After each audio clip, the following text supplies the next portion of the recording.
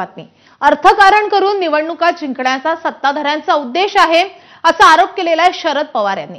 या निवडणुकीमध्ये ठिकठिकाणी गट झाल्याचं दिसतंय, हे पहिल्यांदा होतं असंही शरद पवार म्हणतात। निवडणुकीबद्दल कोर्टाचा निकाल काय येईल हे सांगता येत नाही, या निवडणुकीमध्ये लोकांना हवा तो निकाल देतील असंही शरद पवारांनी म्हटलंय।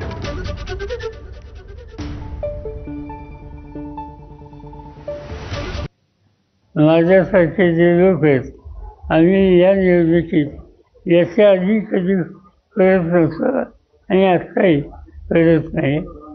ठीक आहे, तर 2-4 दिवस राहिलेत, काय होतं बघूया। शरद पवार साहेबांनी सरकार चालवलं अनेक वर्ष, त्यांनी सरकारमध्ये बसून निधी वाटलेला आहे, त्यांनी अनेक निवडणुका निधीची घोषणा करून लढलेल्या आहे, त्यांनी अनेक निवडणुका निधीच्या घोषणा करून जिंकलेल्या आहे। त्यामुळे शरद पवार साहेबांनी आता इतक्या उशिरा आम्हाला हे सांगणे मला वाटते योग्य नाही। विधान परिषदेचे सभापती राम